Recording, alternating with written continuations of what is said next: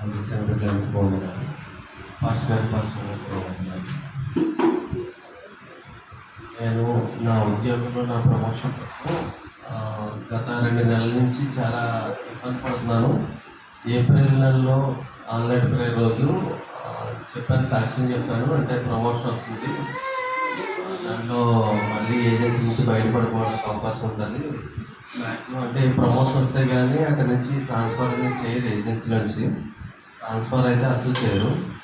Promotion వస్తే మన ప్లేస్లో ఎవరో ఒకరు వస్తారు కాబట్టి మనల్ని బయటకు వదిలేస్తారు. దానికోసమని ఏప్రిల్ నెలలో ఆన్లైన్ ప్రేయర్లో సాక్ష్యం పలికాను. అయితే మే 1 తారీఖు ఫస్ట్ సండే జరిగిన తర్వాత న్యూస్ తెలిసింది.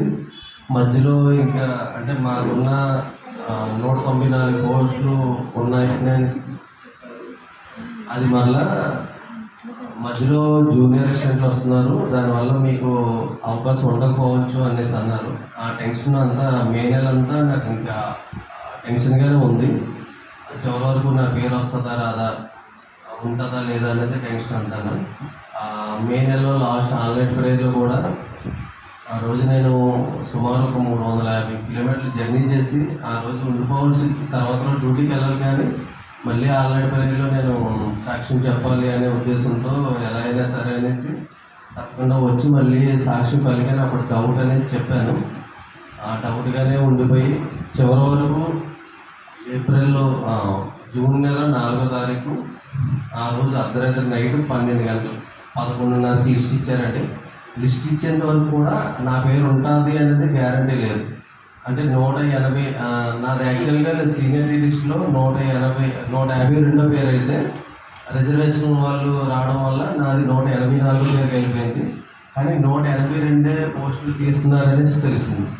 ఆ బోర్డర్లో ఆగిపోతున్నారు అనేది చాలా టెన్షన్ పడ్డాను. ఆ 2 నెలలు కూడా చాలా నలిగిపోయాను. ఎందుకోసం అంటే ఇప్పుడు ప్రమోషన్ రాకపోతే ఇంక ఏజెన్సీలో ఛానల్ ఉండిపోవాలి. మళ్ళీ ఎప్పుడు వస్తాయో ప్రమోషన్ తెలియదు.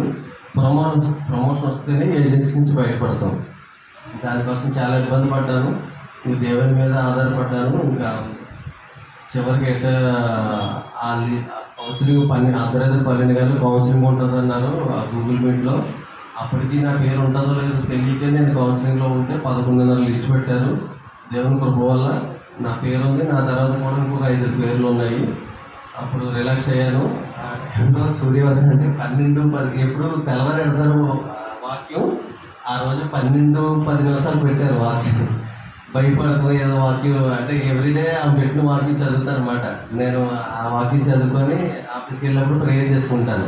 ఎవరు వాక్యం పెట్టినా 2-3 పెడుతుంటారా అవి చదువుకొని ప్రేయర్ చేసుకుంటాను అనమాట. ఆ కౌన్సిలింగ్లో కూర్చున్నాను, ఆ వాక్యం పెట్టి ప్రార్థన చేసుకుంటాను ఉన్నాను అలా టెన్షన్గా. అందులో కృప మళ్ళీ లేచి 3 గంటలకి ఆమె లేచింది. ఆమె మాగా లేచింది, అలా ప్రార్థన చేసుకున్నాను.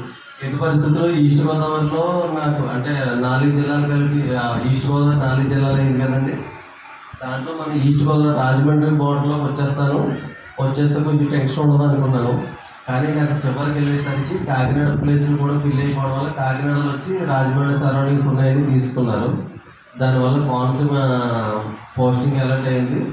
కానీ దేవుని కృపను పెట్టి మంచిదే. ఎన్నాళ్ళు రాజభవనం అంటే 101 కిలోమీటర్లు వెళ్ళేవాడిని. అప్ అండ్ డౌన్ 202 కిలోమీటర్లు. కానీ ఇప్పుడు 49 కిలోమీటర్లు వస్తుంది, గంట ప్రయాణం. దేవుని కృపను పెట్టి రోజు తిరిగి ఇచ్చానని అనుకుంటున్నాను. తిరిగి ఇచ్చి ప్రాబ్లం లేదు. ఆల్రెడీ జాయిన్ అయినా వెళ్తున్నాను. ప్రిన్సిపల్ని కూడా ఇక్కడ స్కూల్లో చేయడానికి ఎక్కడ ఏం చేయాలో ఎక్కడ తీసుకెళ్ళిపోవాలని చాలా తర్జన భర్జన పడ్డాము. లాస్ట్ ఇయర్ ఇక్కడ స్కూల్లో వేసాం కానీ అసలు చదువు అనేది ఏమీ రాలేదు.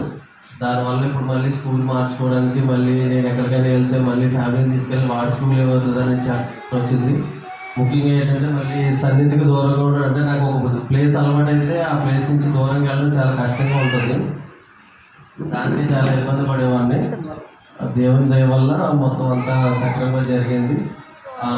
ఇంకొక మా అద్భుతం ఏంటంటే ఏజెన్సీలో మొత్తం 80 మంది ఉన్న సెక్రటరీలు.